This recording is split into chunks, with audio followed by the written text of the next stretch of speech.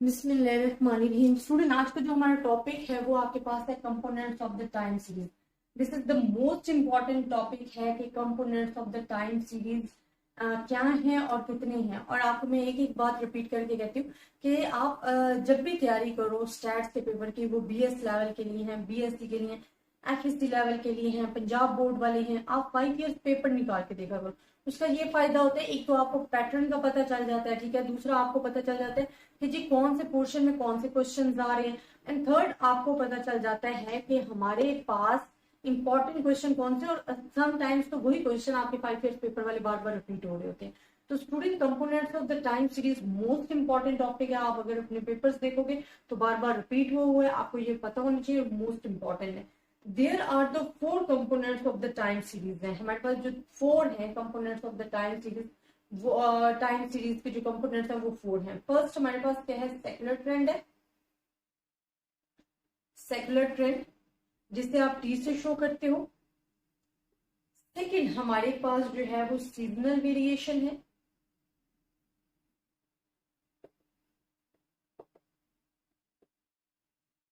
Third हमारे पास cyclical fluctuations है।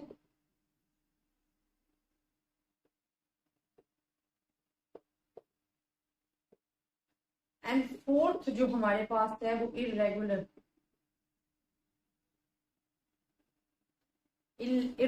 Movements है। अब ये 4 हमारे पास components of the time series हैं जो कि मैं आपके साथ डिस्कस करूंगी। सबसे पहले स्टूडेंट मैं आपको ये बताती रहूं कि ये लॉन्ग टर्म पीरियड है, ठीक है, ये लॉन्ग टर्म है। सीजनल वेरिएशन बिकॉज सीजन के हिसाब से होती है तो ये शॉर्ट टर्म पीरियड है। साइक्लिकल फ्लक्चुएशन क्योंकि एक बिजनेस पैटर्न को शो कर रहा होता है, ये भी लॉन्ग टर्म में इंक्लूड होता है। इरेगुलर मूवमेंट्स जो है ये हमारे पास क्या होते हैं कि इरेगुलर मूवमेंट्स होती हैं और ये अनप्रिडिक्टेबल होती हैं, ठीक है। ये हमारे पास क्या होती हैं, अनप्रिडिक्टेबल होती है। जिस तरह की अर्थक्वेक हो गया, फ्लड्स हो गया, जो कि आपके एक स्मूथ सिस्टम्स में इरेगुलरिटी पैदा कर देती है, ठीक है। अब सबसे पहले मैं आपके साथ डिस्कस करूंगी सेकुलर ट्रेंड। हमारे पास सेकुलर ट्रेंड क्या होता है। जैसे कि स्टूडेंट मैंने आपको कहा कि components of the time series में जो सबसे पहला है वो हमारे पास है जी सेकुलर ट्रेंड। सेकुलर ट्रेंड जो है वो लॉन्ग टर्म को शो करता है, ठीक है। ये हमारे पास क्या होता है, लॉन्ग टर्म। इसमें जो आपके पास पीरियड होता है ना वो नॉट लेस देन 10 ईयर होता है, कि मतलब कम अज कम 10 ईयर तो हो ही हो, ठीक है। एक और इसमें जो आपका ग्राफ होता है वो क्या होता है, स्मूथ होता है। स्मूथ सिस्टमेटिक के तहत आपका जो ग्राफ है वो चल रहा होता है। ग्रेजुअल मूवमेंट्स इसमें होती हैं, वो एक मूवमेंट्स जो है एक आराम से चल रही होती है। मतलब अगर जैसा कि अगर मैं एग्जांपल दे दूं कि पॉपुलेशन जो आपकी है अगर इंक्रीज हो रही है तो डेथ रेट जो है विद द मेडिकल इंप्रूवमेंट जो डेथ रेट है वो आपके क्या है, डिक्रीज हो रही है। And it's not for the 1 year, for the 2 year, because progress जो मेडिकल ट्रीटमेंट में हमारे पास प्रोग्रेस आती जा रही है, पॉपुलेशन इंक्रीज होती जा रही है। तो ये जो एक कंट्रोल है ना, ये जो एक सिस्टम है ये आपके लिए लॉन्ग टर्म सिस्टम है, ठीक है। तो हम कहते हैं जो सेकुलर ट्रेंड ऑफ लाइन है कर that shows the general tendency of the time series. It represents the smooth, steady, gradual movements of the time series in the same direction, upward या downward, वो आपके पास शो कर रही होती है। फिर it shows the general increase or decrease in sequence of observation reflect the effect of forces operating over a fairly long period of time. Examples इसकी मैं आपको दे रही हूँ कि decline in the death rate due to advancement in science, advance हुई है, science advance हुई है। अभी हम बहुत सारे जो मेथड है मेडिकल ट्रीटमेंट के वो नोट किए हैं, तो हमारे पास जो डेथ रेट है वो डिक्लाइन हो गया and it's for the long terms है। देन सेकंड हमारे पास क्या है, continuously increasing demand for smaller automobiles. Automobiles की डिमांड बढ़ रही है इंक्रीजिंगली, और ये भी for the long period term के लिए है, बिकॉज जैसे जैसे एडवांसमेंट आती जाएगी लोगों की डिमांड और मजीद बढ़ती जाएगी। फिर need for increase wheat production due to constant increase in population. Population increase होती जा रही है तो वीट की जो डिमांड है वो भी इंक्रीज होती जाएगी, और ये भी लॉन्ग टर्म के लिए, बिकॉज आपकी जो पॉपुलेशन है वो इंक्रीज हो रही है। लेकिन जो हमारे पास कंपोनेंट है ना, तो स्टूडेंट ये तो आई होप आपको समझ में आ गया होगा। इजी कंपोनेंट्स इनमें किसी किस्म की मुश्किल नहीं है, आपने अपने जो कॉन्सेप्ट है वो बहुत ही आसानी से जो है वो क्लियर करने हैं, ठीक है। तो सीजनल वेरिएशन क्या है, देखिए नाम से ही पता चल रहा है कि सीजन की वजह से शॉर्ट टर्म जो हमारे पास वेरिएशन आ रही होती है, चेंजेस आ रही होती है, ये या तो 6 मंथ या 1 ईयर की हो सकती है, ठीक है, 1 ईयर, मतलब इससे ज्यादा का गैप नहीं हो सकता। जिस तरह आप देखो कि अगर हम अपने ही पाकिस्तान में देखेंगे कि हमारे पास 6 मंथ जो है वो समर आते हैं, 6 मंथ जो है वो विंटर है। तो हमारे पास क्या होता है, गर्मियों में जो मशरूबात हैं, जो हमारे पास शेक्स हैं, उनकी जो डिमांड है वो बढ़ जाती है। और अगर यही कंपैरिजन हम देखें सर्दियों में, तो कॉफी टी वगैरह की डिमांड बढ़ जाएगी, ठीक है। तो सीजनल वेरिएशन जो है ना, जो सीजन की वजह से चेंजेस आ रही हैं, वो हमारे पास होता है। अच्छा, सीजनल वेरिएशन में आपके पास फेस्टिवल्स भी आ जाती हैं, इवेंट्स भी आ जाते हैं। जैसे ईद पे आपके पास डिमांड्स बढ़ जाती है, कपड़ों की डिमांड बढ़ जाएगी, आप प्रोडक्शन ज्यादा करोगे, प्रॉफिट ज्यादा लोगे, ठीक है, चूड़ियों की डिमांड बढ़ जाएगी। इस तरह मेहंदी की, डिफरेंट जूतों की, कि वो क्या होता है कि सीजनल वेरिएशन है, सीजन की वजह से है। तो हम कहते हैं जो सीजनल वेरिएशन है वो शॉर्ट शॉर्ट टर्म पीरियड है। और इसको आप देखो एक्स एक्सेस और वाई एक्सेस अगर बना के, हमारे पास अगर मैं कह रही हूँ ना, गर्मियों में ये हमने कोल्ड ड्रिंक्स ले ली है और यहाँ पे हमने टाइम ले लिया है, ठीक है, गर्मियों का। तो हमारे पास क्या है कि जो इस टर्म, ये शॉर्ट टर्म की यूं ग्राफ बनेगा फॉर द सीजनल वेरिएशन के लिए। तो हमारे पास क्या होता है, जो हम कहते हैं जो सीजनल वेरिएशन है ना, वो शॉर्ट टर्म मूवमेंट्स हैं, ठीक है, और ये regular requiring changes in the time series है। Indicate the repeat pattern of identical changes of the data. ये हमारे पास क्या है, रेगुलर फॉर्म में, मतलब 1 साल या 2 साल के अंदर अंदर ये रेगुलर पैटर्न में हमारे पास रिपीट हो रही होती है।